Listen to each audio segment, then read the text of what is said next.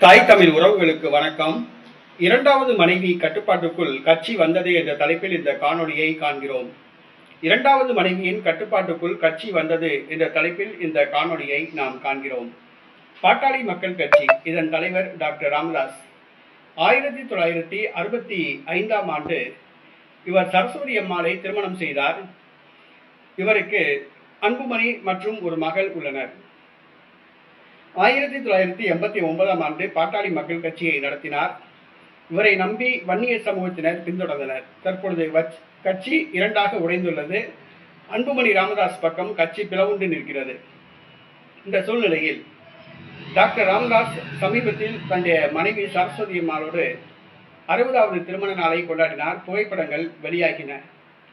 ஆனால் அடுத்த சில நாட்களில் அவருக்கு இரண்டாவது மனைவி இருப்பது தெரிய வந்தது. செவிலியர் சுசிலா என்பவரை 1975ஆம் ஆண்டு திருமணம் செய்து கொண்டதாகவும், அந்த திருமணத்தின் 50வது ஆண்டு விழாவை சமீபத்தில் ஒரு நட்சத்திர ஹோட்டலில் டாக்டர் ராமதாஸ் கொண்டாடிய புகைப்படங்கள் வெளிவந்தன. செவிலியர் சுசிலாவுடன் மாலை மாற்றிக்கொண்ட வீடியோக்கள், புகைப்படங்கள் வெளியே வந்தன.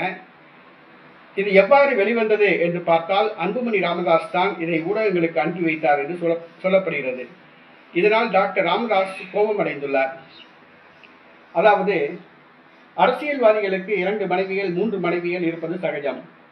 அதிலிருந்து விலக்கு பெற்றவர் டாக்டர் ராமதாஸ் என்று மக்கள் கருதினார்கள். ஆனால் டாக்டர் ராமதாஸும் விதிவிலக்கல்ல. அவருக்கும் 2 மனைவிகள். இது வன்னியர் சமூகத்தினர் மத்தியில் அதிருப்தியை ஏற்படுத்தியுள்ளது. இந்த புகைப்படங்கள் எவ்வாறு வெளிவந்தன என டாக்டர் ராமதாஸ் ஆய்வு செய்ததில் அன்புமணி ராமதாஸ் தான் இந்த புகைப்படங்களை வெளியிட்டதாக கூறப்படுகிறது.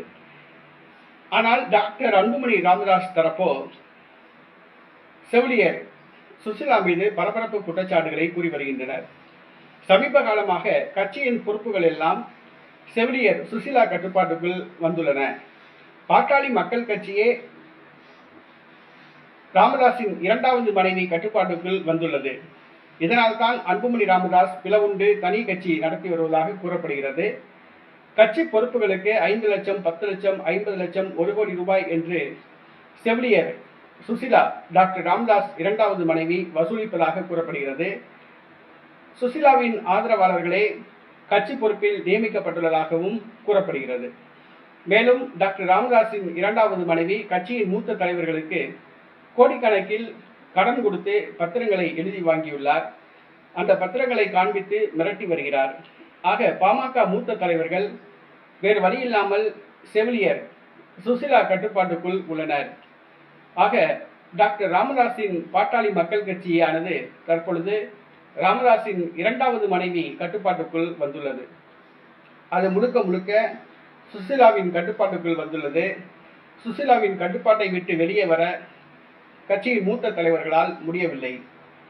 கட்சி நடத்துபவர்கள் இந்த பரிதாப நிலைக்கு ஆளாகிறார்கள். ஒன்றுக்கு மேற்பட்ட திருமணங்கள் செய்து கொண்டால் இதுதான் நிலை. டாக்டர் ராமதாஸ் ஒரு யோக்கியமான ஒரு அரசியல் தலைவர் என்று பார்த்தால் அவருக்கும் 2 மனைவிகள். கட்சியிலே மனைவிகளால் பிரச்சனை. மூத்த மனைவி மகன் அன்புமணி ராமதாஸ் ஒரு பக்கம் கட்சியை தனியாக நடத்துகிறார்.